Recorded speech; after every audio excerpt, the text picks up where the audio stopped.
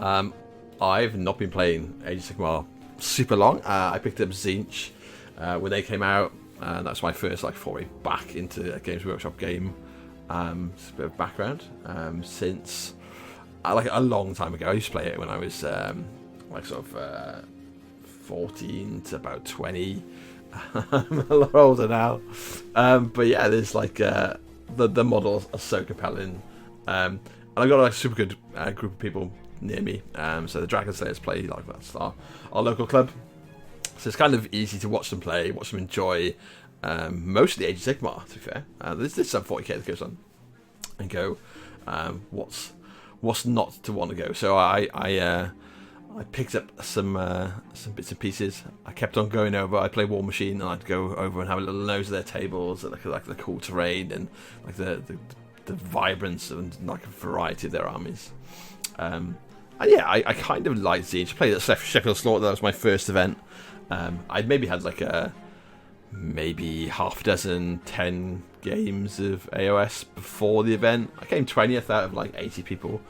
I think like the second of the Tzeentch list, and I didn't play like filthy Tzeentch of like just entirely flamers and stuff like that, and a bit of a balance, which I guess is like due to my like list building from other games. But it's cool. But yeah, this is drawing me back in. So I basically just like going through painting queues and stuff while lockdown's been a thing.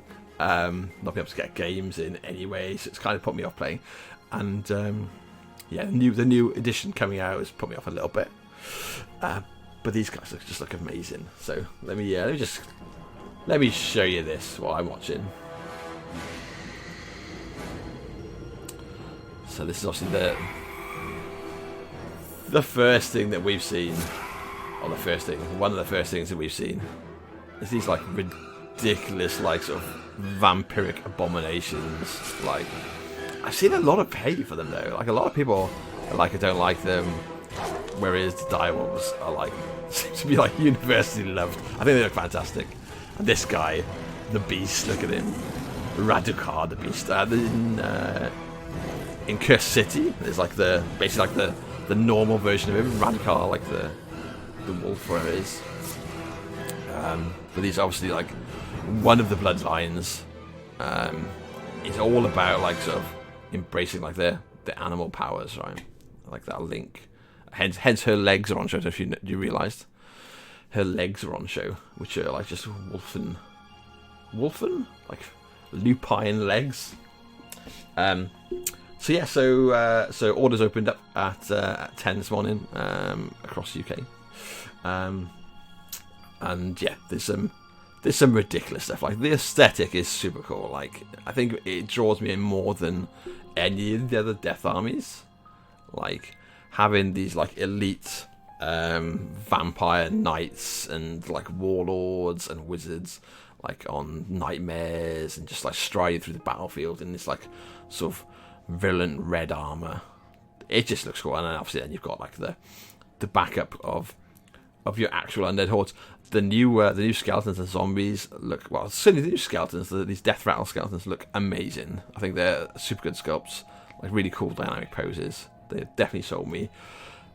These guys are not quite there. Like some of them I think are really cool. I don't really like the whole gravestone on your back thing that's been carried over from Cursed City. Thankfully, like in a box of 20, you get like what is that, 3 of them, without the rest of them are a bit more normal. So yeah, I'll just quickly have a little look through some of the models with peeps. Obviously, I imagine there's still people buying, and people looking. I think these fell bats are fantastic. Like, I want them to be viable to play just because I think they look amazing. I don't know, is that just me? Am I alone? I've not seen anyone like vibing and being like, oh yeah, I love the bats, apart from me. Whereas these, look at this variety, right? So is this one at the top? Is that a female? This is obviously definitely female with the open face. I'm guessing you just look at like the armor, so it's kind of hard. That might be like two females, 3 male vampires of the knights, which is really cool, right? That's like a really good balance. Like, kudos for a bit of diversity there, Games Workshop.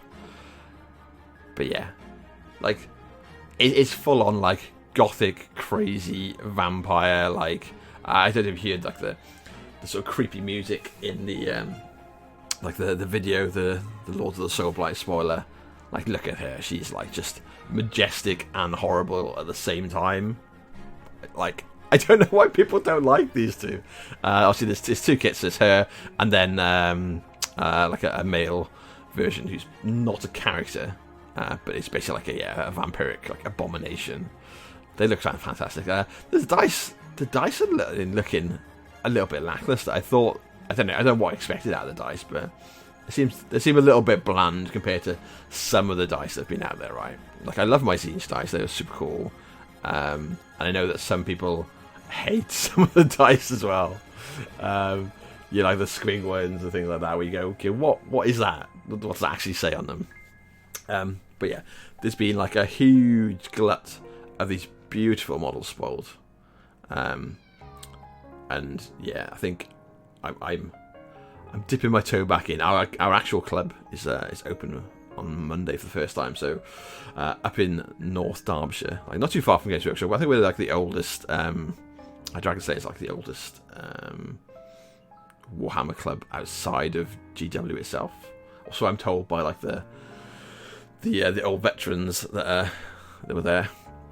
But yeah, these look amazing. And then obviously we've had spoilers through the week of little bits of rules interpretations. So the different dynasties. So I'll quickly start going over some of what I know, some of what we've seen. Obviously, there has been a bunch of spoilers. So there's rules are out there to be found. But the main thing is obviously you got like the alliance abilities look pretty good, to be fair. Like you have to pick a bloodline, so it's none of this. You may choose to be like a floating random vampiric dynasty. You've got to pick one of the existing ones. Nagash can go with you because obviously Nagash, big dead guy. But if he does, you can't take any mercenaries. You can ally in, I think it's Nighthaunt and Flesh Eater Courts, not OBR. So OBR are like completely separate. And I guess in like the lore that's been out this week, it's explained the vampire lords and their bloodlines and queen, etc. Like Nagash values them because of their independence, because you can basically stick them on a border, and then if they decide, they'll make their crazy plan. They'll span like centuries and multiple offspring into how they invade this realm. So basically, you can set them essentially as like exploratory armies to go and do stuff where he'd have to devote all of his attention and time if it was just a normal like army of skeletons. So he values like that independence, that free thinking. But so the alliance abilities. So we start with, we've got Undead Quiet. So they get the grave sites. So this is kind of like replacing Legions of Nagash, right? So they have the 2 grave sites you set up. Got to be outside like an inch or 2, I think, of existing terrain pieces. And you can set up units in reserve that can come out of the grave sites. So every unit you put on the table, you put one in reserve, and then like the end of your movement, I think it is, you spawn out of there within like 9 inches. So it like leaves you like some diversity as your slow models. You can just go, oh well, this death rattle skeleton unit can just like crawl out of the graveyard halfway up the board. I don't have to worry about them being slow or getting whittled down. And obviously that's the other thing. You can just spawn them out and go, well, no one's gonna do any damage to them until they're on the table. That's one thing. They got Locust Shaish, which is super good. So if you successfully cast any of the wizards in the army, if they successfully cast on a 9+, and it's not unbound, important, you resolve the spell a second time. So that just takes like Nagash surely like to a ridiculous level. But obviously then he's a humongous part of it. He's a big chunk. I'm not sure how well he synergizes with the rest of the army, the rest of the book. But yeah, if you've got like multiple vampires at the back casting various things, and they're all potentially resolving on 9+, we'll get to one of the spells that can be cast multiple times by any of the wizards. Kind of adds up. Kind of is really cool. They've got the Deathless Minion Shrug, so 6+ after save, but only within 12 inches of hero or gravesite. So obviously we need to make sure you put in the gravesites where you think the fight will be. And then reanimated horrors, so you subtract for every dead walker or death rattle unit within within 6 inches of an enemy unit, they reduce their bravery by 1 or 2 if there's 2 of them, and then it caps out there. Which is alright. There's some abilities and spells that affect bravery and morale checks and stuff like that throughout the book. So again, that adds up. It's cool. And they've got Endless Legion. So at the end of the Battle Shock phase, count the number of enemy units destroyed. Roll a die and add 1 for every unit destroyed. On a 5+, you can bring back a summonable unit at half strength within 12 inches of gravesite. So the more you kill, the more chance you can bring back like one of your units of Death Rattle Skeletons or the dogs or whatever. And then Deathly Invocation is like the last part of the standard abilities. So you pick a number of summonable units at the start of the hero phase, completely within 12 inches of a hero. And then basically they get to bring D3 wounds back. But how powerful your hero is depends on how many units you get. So you get 2 for a Death Rattle or Death Mage hero, 3 for a Vampire, or 4 for a Mortarch or greater. You pick which one that you qualify for. So obviously, if you took Manfred, you'd tick 4, right? So 4 units each get D3 wounds back. If they haven't got wounds, you just bring that number of guys back. So, for instance, if it's just like skeletons, bring 3 skeletons back. There's nothing that says that can't be done multiple times. So does each. So I'm not sure at the moment. We'll have to see how it works out. Do you get that for each one of your heroes? So you're potentially doing, like, say you take 3 vampire heroes. Do you all just do 3d3 wounds back to this area in front of you, like the semicircle of skeletons and direwolves? Potentially that makes it really good. If so, that is super good. Yeah. So like I said, you got to choose one of the dynasties. We'll quickly go over the spell actually, because that certainly ties into the Locus of Shaish. So the one thing that all of the heroes, or the wizard heroes, get is they get Invigorating Aura, so they can be cast more than once a turn. Everyone knows it. It's got a casting value of 8. You add 1 for every Soulblight Gravelords hero on the battlefield. So at the start, it's going to do more. Obviously, as the game goes on, if you get picked off, you do less. You pick 1 summonable unit, a Soulblight unit. So I'll assume I'm saying a Soulblight Graveyard. Gravelords on every one of these. But you pick a summonable unit wholly within 18 inches of caster. You can either heal up 3 wounds allocated, or if no wounds are allocated, you can turn number of slain models equal to that wound characteristics. But you can do this multiple times. So, say you've got 3 vampires who are mostly wizards, and you've got the Locus of Shaish. So you've got 3 vampires, a casting value of 8. So you're adding 2 to the roll each time one of these wizards casts it. So you're casting, and you want to get 9+, right? But so essentially, if you're getting 7+, you bring back 3 skeletons, and then you bring back 3 again. And then the next vampire over casts it. It brings back 3 wounds or 3 skeletons, etc. So it's really nice, really good synergy for having some powerful wizards, some powerful necromancers at the back of your army, which is super cool. That's pretty strong going. We've got the Lord of the Vampires, so it's the Nagash and Vampire Wizards, and then Lord of the Death Mages, which is for Nagash, the Mortarchs, so Nefrata and we're having some serious problems with my connection for some reason, and for Death Mage Wizards. So the vampire ones are Blade of Shaish. In fact, let me just I'll show you this, guys. Do I just show this? Let's have a look. Here we go. Let's zoom it in for you. So we have the spell law, Blades of Shaish. So it's casting value 5, and successfully you roll a dice for each enemy unit within 12 inches of caster. On a 3+, they take a mortal wound. So it's okay. Spirit Gate, which is casting value 5 again, so they're quite low casting values. If successfully cast, pick an enemy unit within 18 inches that's visible. Roll 2d6. If the roll is greater than their bravery, which is what we talked about with the death rattles and the zombies, the unit suffers a number of mortal wounds equal to the difference between its bravery characteristics and the roll. So like that's gonna be some nice rolls against things like goblin hordes. And you've got Soul Pike, casting value of 6. If it's successfully cast, pick an enemy unit within 18 inches of the caster and it's visible. Until your next hero phase, if that unit makes a charge move, roll a number of dice equal to the charge roll for that unit.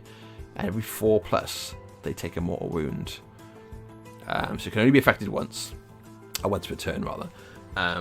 But it basically means that you're like gonna do a chunk of damage, or potentially do a chunk of damage, if that unit charges. So it's basically like battlefield control. And then you've got amethystine pinions. Some of these names are pretty cool, like really sort of like picking out like the literature.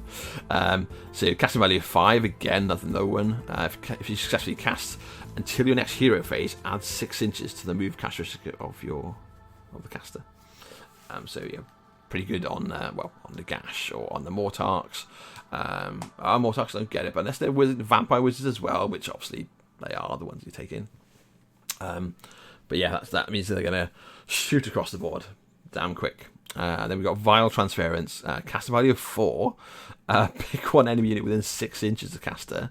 Roll number of dice equal to half that enemy's wound characteristics.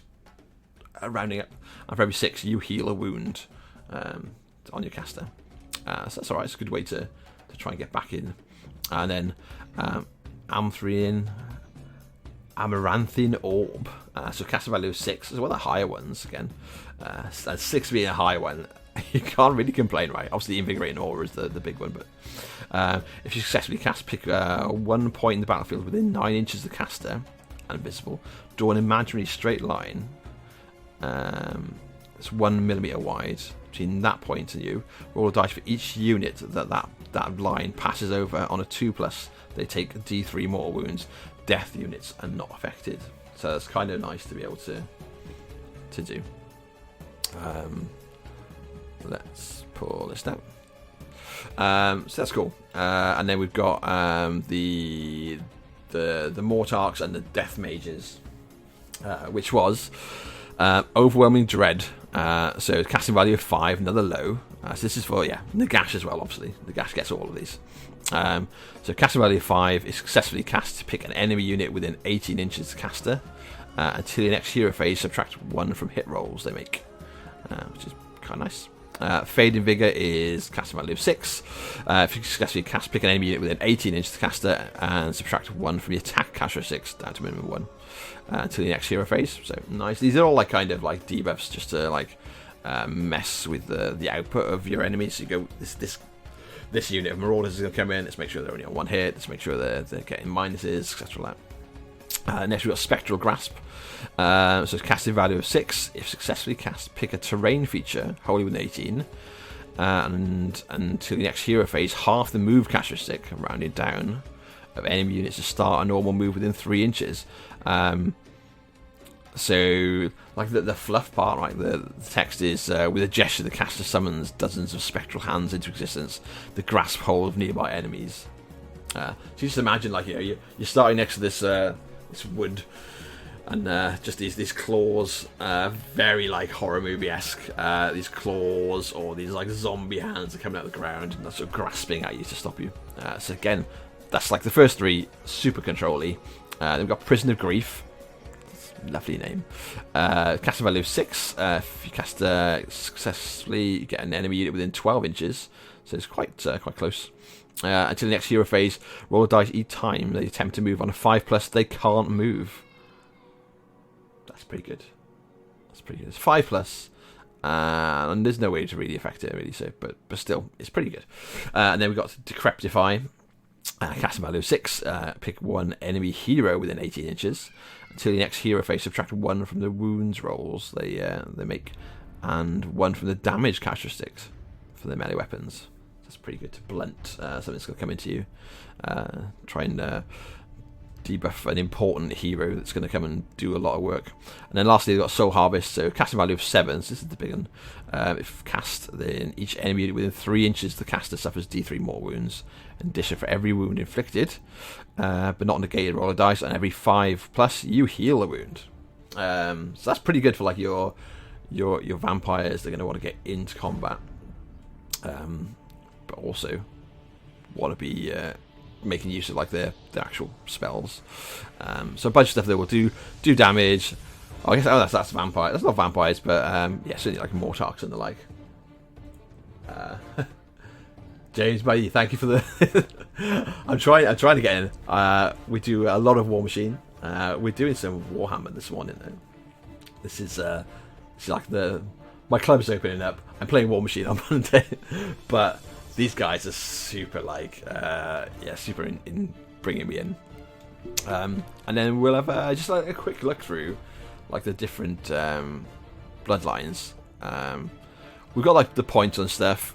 If you're interested, I'm sure you'll be able to find it. But the big weird one is that you can take all of the heroes, the characters and stuff from Cursed City, but you have to take them all together.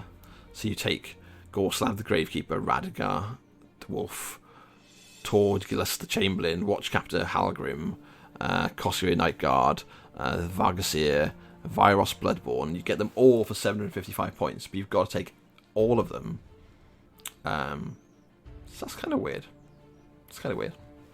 And then you take Prince Duval and the Crimson Court together. It's a bit more understandable. And things like Radukar, you can only take one version of him. So you can either take him in the Wolf, or you can take the huge thing as Radukar the Beast. If you've not seen it, there he is. Look at that, Radukar the Beast. He's like one of my ones. I'm going, that's super cool model wise. Like, what's not to love about that, right? Like, yeah, it's just like some ginormous like behemoth vampire that wants to just come in. It's like almost like werewolfy like. That's pretty cool. So there you go. We got Legion of Blood, Legion of Night, the Vikos dynasty, Castalia dynasty, and the Avangori dynasty. So these are the ones, and you've, like I said at the start, you have to play one of them. So you can't, which I think is kind of not great. You can't like just pick and choose, make your own. That's like a little bit of a misplay maybe there, where you can go, because people want to have the stories around them, and it doesn't. And obviously you can just be like, well, my lord, whatever, Isvard Vangir is part of this dynasty, and I guess that's the point. You go, oh well, no matter what, he's part of like Neferata's line, for instance. But let's have a look. So we'll start with Legion of the Night. So this is Manfred's line. So some of this stuff I think has been spoiled this week, like earlier. So this is like the the come join Manfred's bloodline. The Warhammer community site put up. And it's all about having support from your necromancers, from your death rattles. So a lot of this stuff's been seen, but there's some lovely models, some lovely artwork, some lovely some spoils. Your boss is there, look at him. What a beautiful visage he is. So let's have a look at the rules they get. So they get the battle traits are Immortal Evil. So you have the bait, which is add 1 to save rolls, target friendly death rattle and dead walkers units for the first battle round. So just basically to get like your line of trash there, to basically go and get in front, and we'll back you up honestly. And then Age of Cunning, which is instead of setting up Legion Knight units, place it on the side and say it's in ambush. You set 1 in ambush for every unit you got on the battlefield. So a little bit like the gravesite mechanic. And at the end of the movement phase, you can set up 1 or more of these units on the battlefield wholly within 6 of the battlefield edge, more than 9 from enemy units. If you don't deploy them by the 4th battle round, they're gone. So don't forget. So that's potentially like really good. If you've got like a load of units, or if you're playing like a particularly big game, you can obviously put some units in the grave sites, some units in reserve to come in on the flanks. and in the table edges and provide issues. And then the command traits available is you've got above suspicion. So I think these are the things that haven't been seen as much. So Manfred's power. So we get above suspicion, which is if the general is set up in ambush using the Aegis Cunning. At the end of your movement phase, you can set up the general anywhere on the battlefield more than 9 inches from enemies instead of just on the battlefield edge. So that's cool. It gives you a bit of flexibility. It's not just Manfred, I should say. It's just your general. And you got Swift Form, which is just a flat add 2 to the run and charge rolls for the general. Always. It's like, that's pretty good. Unbending Will, which is do not take battle shock tests for friendly Legion Knight units which are wholly within 12 inches of the general. Merciless Hunter, which is add 1 to the wound roll for attacks made by melee weapons, by all melee weapons with the general. So that's nice. Then we've got Unholy Impetus. In the combat phase, if the enemy model is slain by attacks with melee weapon by the general, add 1 to attack characteristics of melee weapons used by friendly models wholly within 12. It's basically Inspire. It's like the more you indulge in your bloodthirst, the more your undead hordes basically copy you, which is kind of cool. And the last one is Terrifying Visage. Subtract 1 from wound rolls for attacks made with melee weapons to target the general. So that's kind of cool. And then we've got obviously a couple of options for artifacts. So this is all for Legion of Blood. If you're interested in playing under this fine gen, you don't have to. Like I said, you don't have to take Manfred. It could just take a normal Vampire Lord or one of the characters. Whatever. So the options are Ring of Domination. Each time the bearer is picked to fight in the combat phase, pick 1 enemy model within 3 inches of the bearer, roll a die. On a 5+, pick 1 of that model's melee weapons, and the model suffers a number of mortal wounds equal to the damage characteristic of that weapon. So stop hitting yourself. Literally, you can't choose a melee weapon that's got a chart or like an ability. So it's got to be just a flat one. But that's pretty cool, to be fair. And then literally the comedy value of stop hitting yourself. I'm a vampire. And we've got the Shade Glass Decanters next one. After armies being set up, but before the first battle run begins, pick 1 enemy hero. In your hero phase, if the bearer and the hero are on the battlefield, roll a dice. If the roll is equal or greater than the number of current battle rounds, the hero suffers 1 more wound. So you curse one of the heroes and they slowly die. That's pretty cool. That's really cool. I like that. Obviously, that could be like some key support model. It doesn't have to be like something you want to be in a fight with necessarily. It'd be like, well, this model that's going to be at the back, untouchable to most armies, just have them slowly die. Easy, and just roll dice. Orb of Enchantment next is once per battle. At the start of the combat phase, pick 1 enemy hero within 3 inches of the bearer, roll die. On a 3+, the hero can't be picked to fight that phase. Ooh. So the fluff there is to glance into the swirling depths of the crystal orb is to become hypnotized by alluring visions and half-glimpsed futures. Basically, look into the orb while I just kill you and do nothing. That's really good. Obviously, it's super like thematic for vampires, and also super strong. It's on the 3+. It's dicey, right? Be kind of way up. Like that could be crippling. That could be game winning, or game destroying if you like pile in. Someone's on like their last hit. Like if I can kill this enemy, we get it. Next option is Soulbound Garments. Add 1 to saving rolls for all attacks. It's just like flat good. Like what's not to like? Then Oubliette Arcana. Once per enemy hero phase, when an enemy wizard successfully casts a spell within 18 inches and it's not unbound.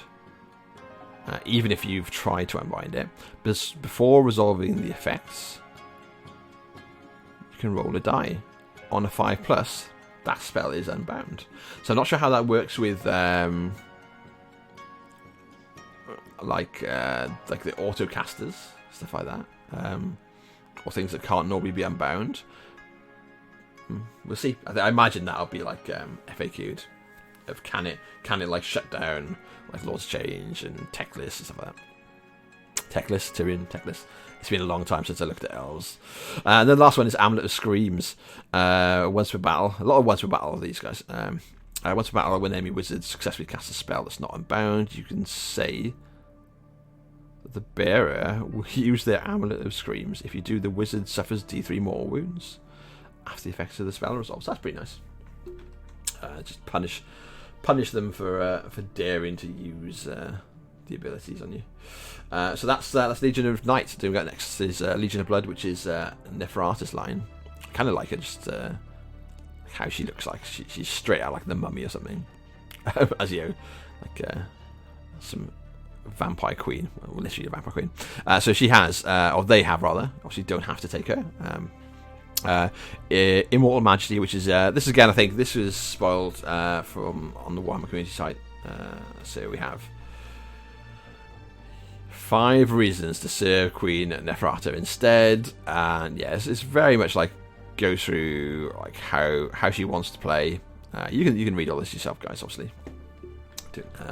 But to go over in case the things that aren't there that you're interested in. There might be. They have Immortal Majesty, which is if an enemy unit fails battle shock within 3 inches of a vampire unit, add D3 to the number of models that flee. And Favoured Retainers, which is ignore negative modifiers to hit and wound rolls for attacks made with melee weapons by death rattle units wholly within 12 inches of a vampire or wholly within 18 inches of a vampire general. That's really good. So, like, yeah, it means that your death rattle guys, your whatever units, obviously could be like Black Knights, could be death rattle skeletons. You can never drop them below what's on their card. That's really good. Obviously within that bubble. And then we've got command traits. Premeditated Violence is an unmodified hit roll for an attack made by a melee weapon by this general is 6. Attacks 2 is basically attacks twice. Scores 2 hits with that weapon, making normal rolls for it. Soul Crushing Contempt, which is subtract 1 from the bravery characteristic of enemy units that are within 3 inches of the general. So again, working on the bravery aspect. Aristocracy of Blood. That's a nice one, nice name anyway. The general is one of Neferata's favoured agents and shares their mistress's appreciation for precision. You can reroll charge rolls for Legion Blood units that are wholly within 12 inches of the general. So that's nice. That's nice. And then Aura of Dark Majesty, subtract 1 from hit rolls for attacks made with melee weapons against the general. Just flat good. Walking Death is next, which is an unmodified wound roll made by the general in melee with a melee weapon is 6. Then attack inflicts a number of mortal wounds equal to the damage characteristics of the weapon, and the sequence ends. That's really nasty. So that's just a flat. You do this many wounds. There's no saves. Nice. And the last one is Sanguine Blur. Thanks Dana and Jen for the likes. Oh, and Sarah. So appreciate it. Sanguine Blur is the last one. So friendly units to start a piling move wholly within 12 inches of the general can move an extra 3 inches. That's kind of cool. So that's Legion of Blood.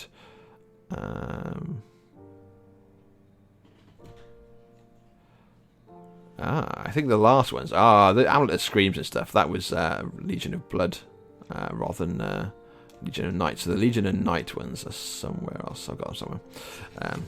I just read like the wrong screenshot. It's good times. But yeah, so some nice options there. I'll go through like the basics of the others as well. So we got the Castelia Dynasty. These are the ones that are super way into the Blood Knights. So their keep disappears and reappears. They're like Krull, right? Like too old for people, Krull.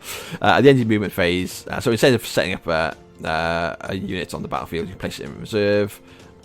Similarly to Manfred's lot, at the end of the battle of the movement phase, you can set up one within the edge of the battlefield more than 9 inches away. And the start of the 4th round. If they're not on the table, they're gone. So yeah, similar. Just give you a little flexibility of where your cavalry come on, essentially. Might of the Crimson Keep is each time a friendly vampire unit destroys an enemy unit, that unit gains a relevant ability below for the rest of the battle. Nice. Can't gain it more than once, but if it was a hero or monster they killed, add 1 to the damage characteristics from melee weapons, not including the mount. If I had a wound characteristics of 3 or more, but wasn't a hero monster, they have stolen vitality, which is add 1 to the wound characteristics. Nice. And if they had a wound characteristic of 2 or less, they absorb speed. They get +2 to run and charge rolls. That's kind of cool. So your vampire units basically just like power up the more stuff they kill. Like, that's a thematic.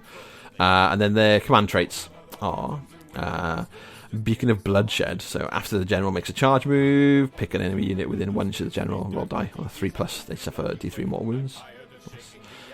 Master of Retaliation. At the end of the combat phase, if any wounds or mortal wounds were allocated to the general, and the general wasn't slain, you can pick 1 enemy unit within 1 inch. And on a 2+, they suffer D3 mortal wounds. This is very like your general's going to be in melee so far. Power in the Blood. If the enemy unit is destroyed within 6 inches of the general, another one. The general gains a relevant ability from Might of the Crimson Keep. So your general can power up, getting extra speed, extra wounds, and extra damage. It doesn't have to be them that killed the unit, just that they're nearby. Next is Rousing Commander. Once a battle, at the start of the combat phase, you can say the general will rouse these warriors. If you do so, pick a friendly vampire unit within 12 inches, wholly within 12 inches, I should say. And they benefit from the Bloody Strength and Stolen Vitality abilities. So they get +1 to their wound and +1 to the damage characteristics. Nice. They just get that. Until the end of the phase. Okay, until the end of the phase. But you might then have killed stuff and then just benefited from it anyway. Which is nice. Swift and Deadly next is reroll charge rolls for units wholly within 12 inches of the general. And the last one is the general can run and charge in the same turn. So a load of like really strong. I'm gonna be in melee with you. So that was the Castalia dynasty, then the Avangori dynasty.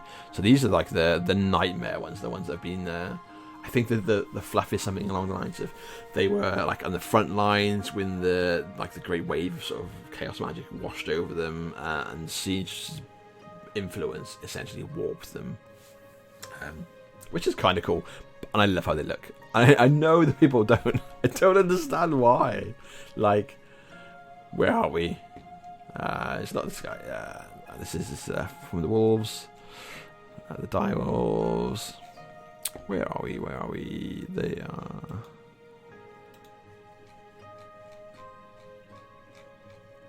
What is like not to like about these models? Have I got a big one of the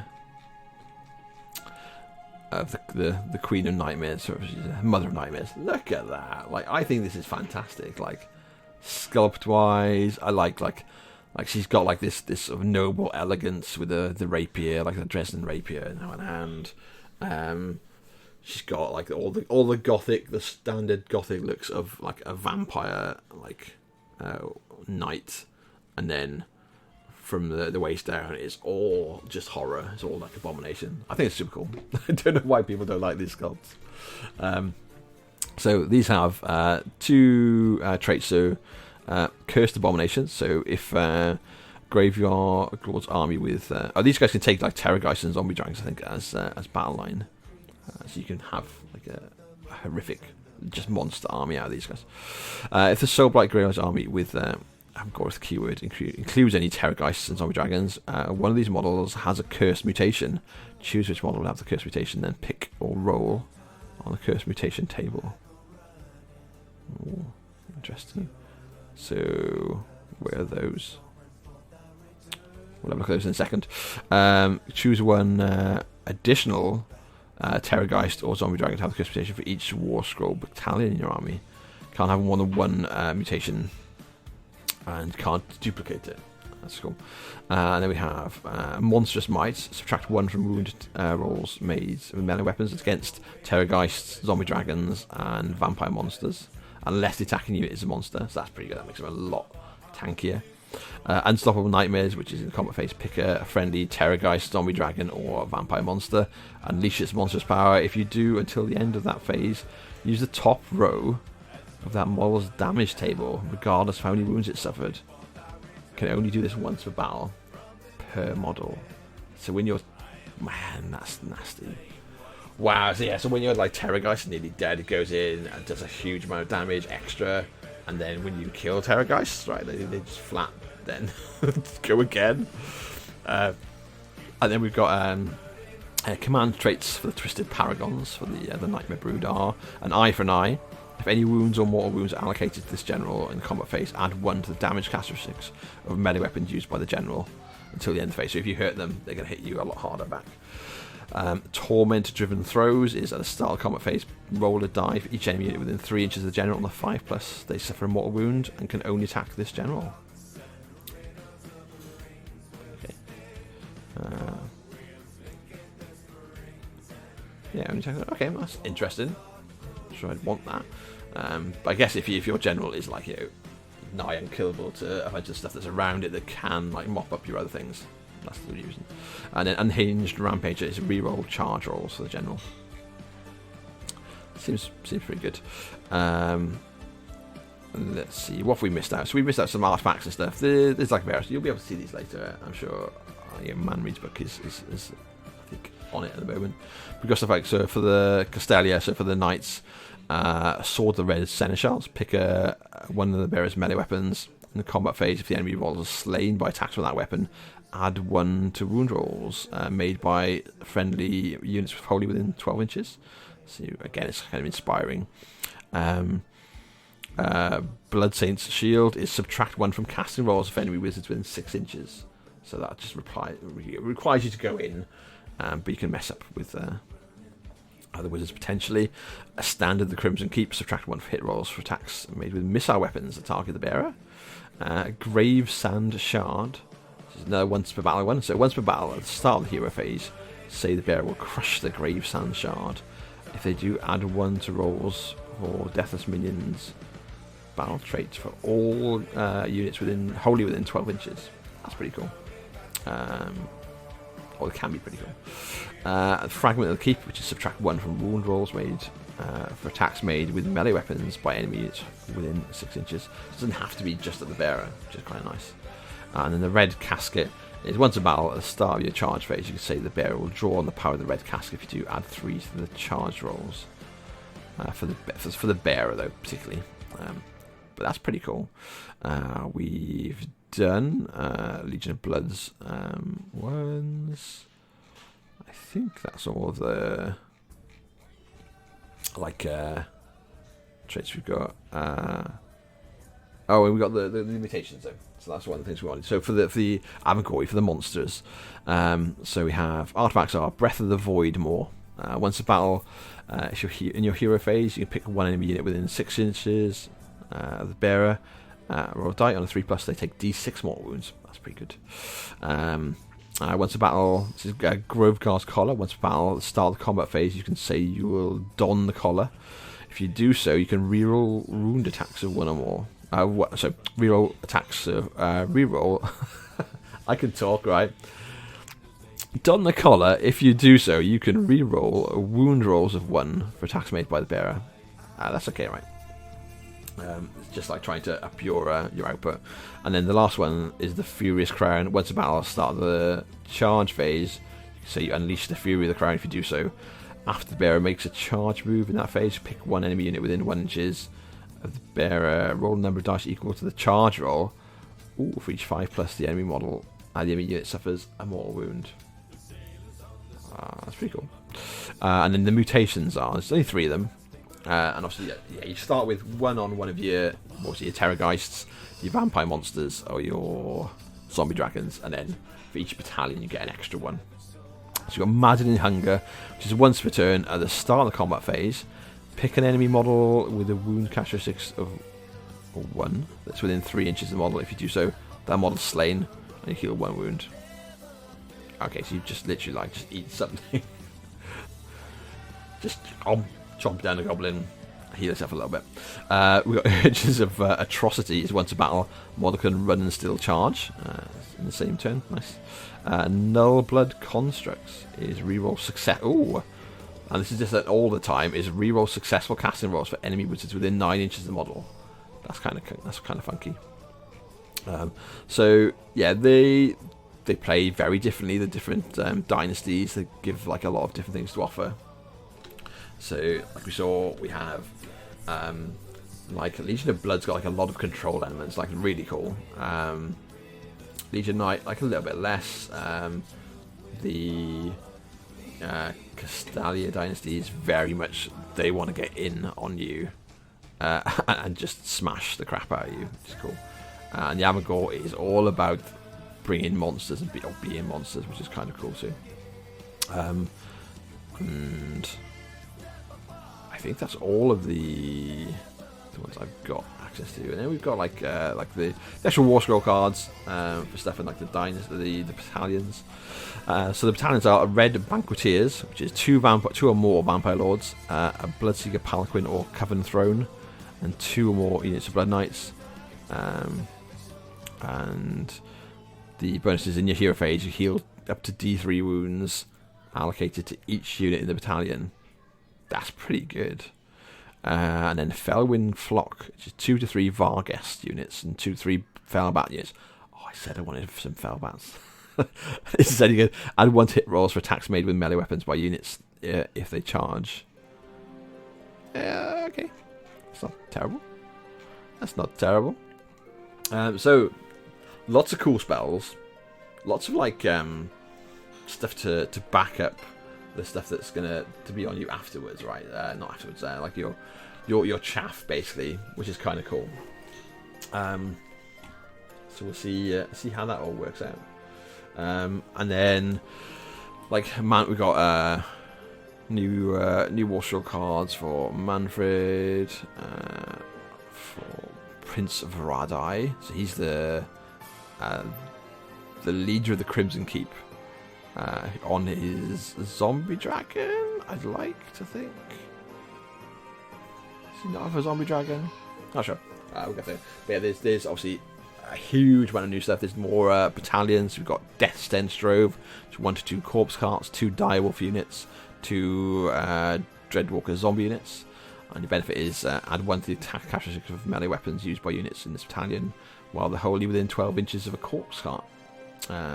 So I think that's like kind of taking it back, because you used to take Corpse Carts to buff you guys. Death March, which is to take the White King, 1 to 3 Black Knight units, 1 to 3 Graveguard units, and 2 or more Death Rattle Skeleton units. So this is very much leading into the skeletons. So it might be somewhere to look for Nephratas, guys who buff them anyway. And the benefit is at the start of the movement phase, you can pick up to 3 different friendly units in the battalion who are wholly within 12 inches of the White King. If you do, add 3 to the move characteristics for each of these units. That's alright. I'd be alright with that. They can still either run or charge. And then we've got stuff like Look of Eye, which is like the Mother of Nightmares. We've got like things like this. So she's like 11 wounds, move 12, 3+ save, 10 bravery. She's got her Rapier, which is range 1, 4 attacks, 3+ hit, 3+ the wound, -1 rend and 2 damage.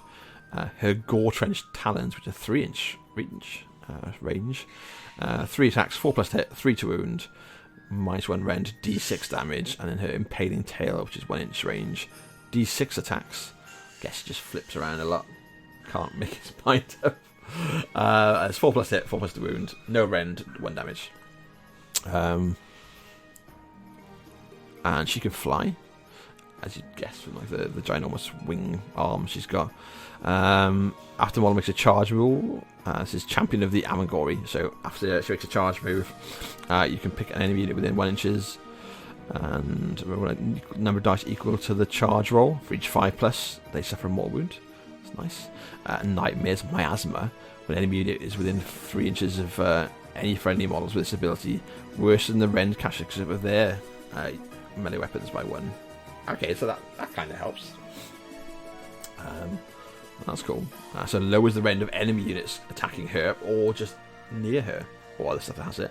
And then undeniable impulse. At the start of the hero phase, roll a die for this model. If the roll is equal to or less than the number of current battle rounds, until the next hero phase, the model can run and still charge. However, can't use command abilities. Right, okay, so she just goes, I need to feed. Get it. Then she has the hunger, which is at the end of the combat phase. If enemy models were slain by wounds inflicted by this model's attack, you heal up to D3. This is cool. And she's a wizard. She can cast one spell. Okay. She knows Arcane Bolt, Mystic Shield, and Death's Downpour, as well as obviously being a vampire. Is she a vampire? She doesn't have a vampire keyword. Wait, she does have a vampire keyword. I'm just not looking. Yeah, she's a vampire. So it's just she picks from the first lot of spells.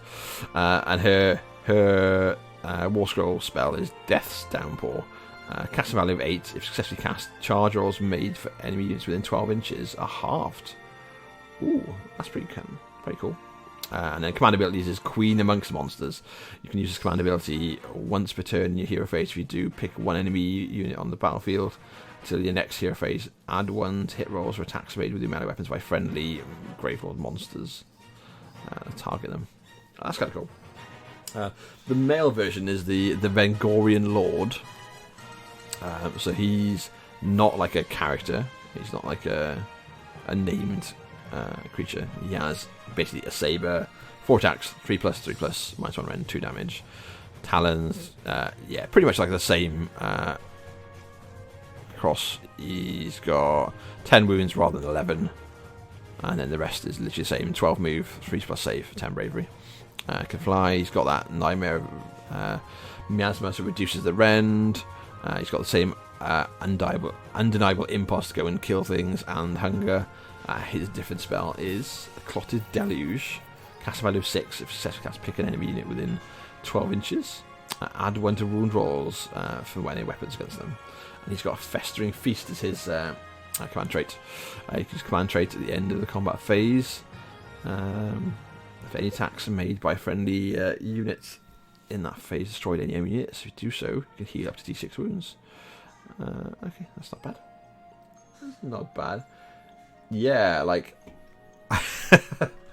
so on the Facebook, yeah, I love that. So I've just gone over her rules. That's Lucarvi, Mother of Nightmares. So she is like the head of the Avangori dynasty.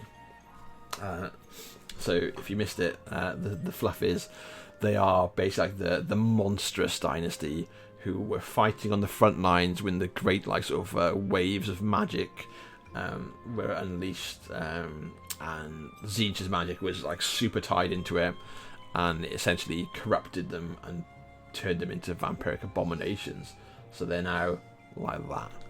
And I think like there's a male version as well. So this is the guy I've just talked about.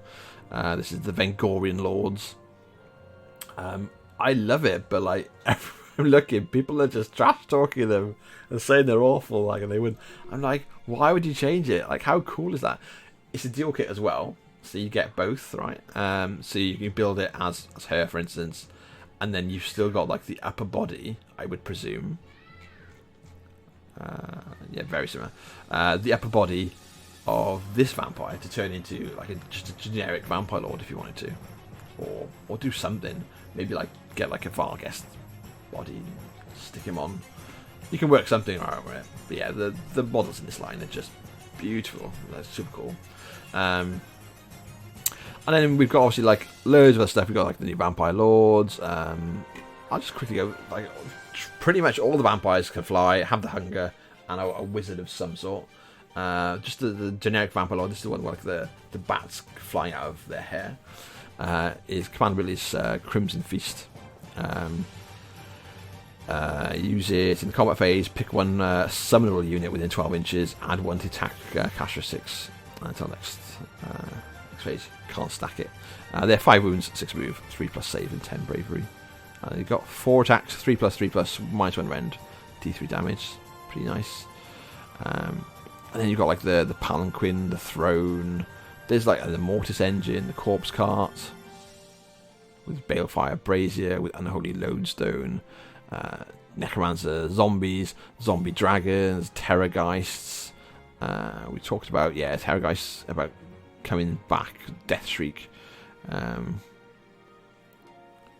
It's pretty scary. We've got the White King on steed, the Black Knight, which is like the skeletal warriors, skeletal knights rather, Graveguard, which is the more elite skeletal like warriors. What else we got? We got like Belladama Volga, first of the Vikos. So she's the Vikos dynasty head, which are the ones that embrace their animal sort of powers.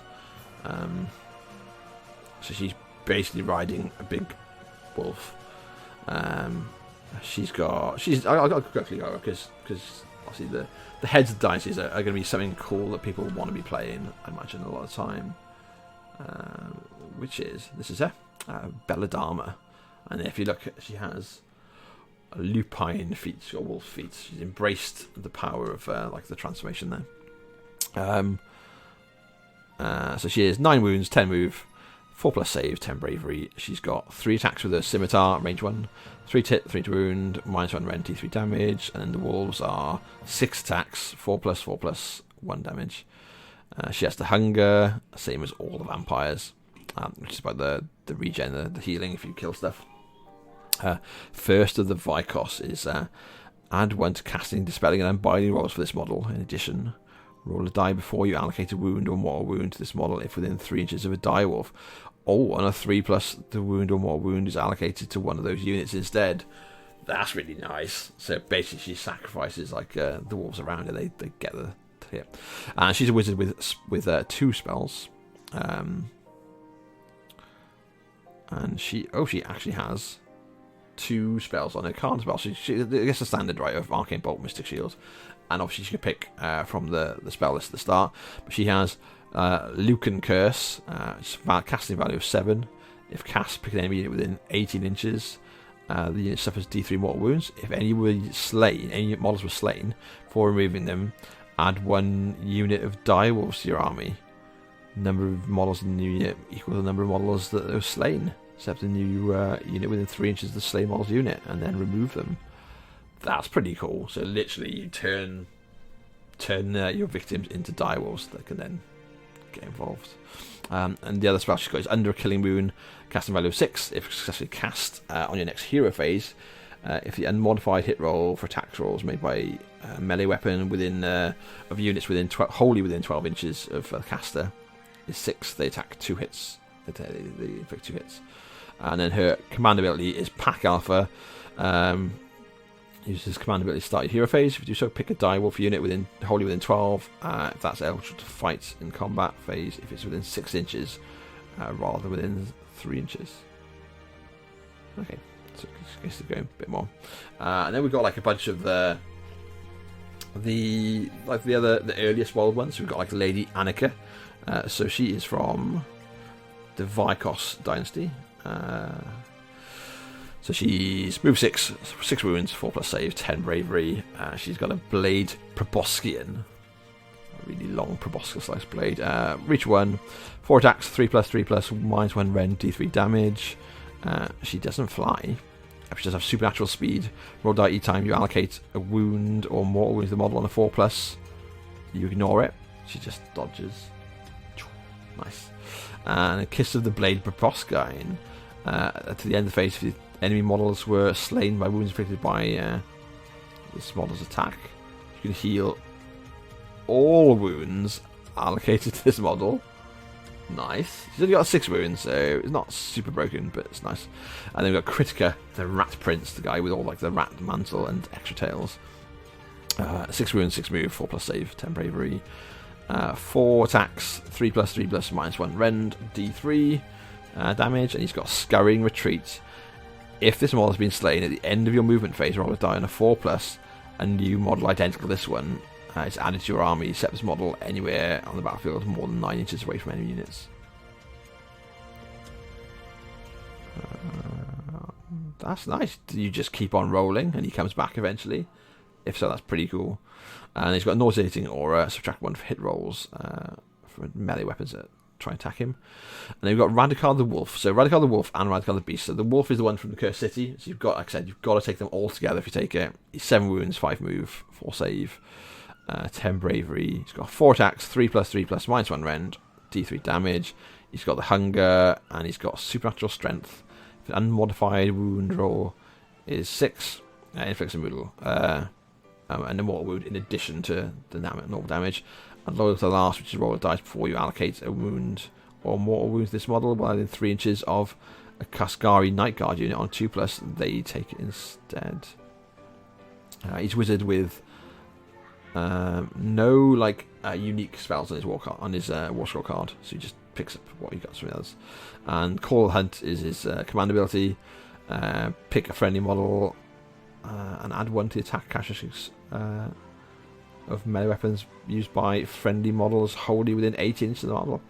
That's nice, but you've got to spend like 755 points to get all of them. Whereas Radikar the Beast, so you got to look at this guy. He is like monstrous. He's super cool. So he is 12 wounds, 8 move, 4+ save, 10 bravery. His claws are 2-inch reach, 6 attacks, 3+3+, -1 rend, 2 damage, and his blade. Whatever. His 1-inch reach, 6 attacks, 3+3+, -1 rend, D3 damage, which is pretty nice. And he's accompanied by 2 Vikos Bloodborne. Oh, okay, right, the attack with the piercing blade. Oh, okay, so the two little things with him. That makes sense. And they effectively count as a mount. He's got boundless charge, so he can run and charge in the same turn. He's got the hunger, same as before. Supernatural reflexes, subtract 1 from hit rolls that target him. Just all hit rolls, which is nice. Unleash Ferocity, which is unmodified hit roll for attacks made by this model's claws, is 6. It inflicts 2 mortal wounds, and the sequence ends, so no saves. And then his command, so he's the first vampire we found that doesn't cast. He's not a wizard. And he's got Call Hunt, his command ability, so pick a friendly model with a command ability and add 1 to attack rolls. That's the attack characteristics of melee weapons of all units wholly within 18 inches. So that's really strong. And then Mustering Howl, which is once per battle you can use it. End of your movement phase, if you do so, add a unit of 10 direwolves to your army. That's alright. Unit set up wholly within 12 inches of this model or more than 9 inches from the enemy. That's pretty cool. And then there's there's tons of these war scrolls for the different Cursed models. Like, I'm not sure how much they'll end up being taken, because obviously you have to, 1, have Cursed, but 2, you've got to dump like a huge chunk of your army into it. So we'll see. Obviously they've spoiled the bloodlines already. We've seen like loads of the stats. But yeah, that's the quick rundown. Like if I've been an hour. My street's been like super struggling. We've had loads of storms up where I am recently, so I don't know if it's hurting it. But yeah, I'm super interested in these guys. My painting queue is horrendously long at the moment, but I think this is likely to be what I pick up. I want to see how some of the things shake out with it first, because yeah, you often find that, right? You need to make sure that's the case, and yeah. So if you liked it, chuck me a follow, a like, a subscribe, whatever you can do. It'll be up on YouTube as well afterwards. All the channel names are like the same pretty much. It's just Case Wargaming. Anyway, this is me looking back into Age of Sigmar and these delicious vampires. Soulblight Gravelords. And don't forget, we've got the timers there for some reveal. We'll see what becomes of it. Catch you later. Thank you very much for joining me. Bye-bye.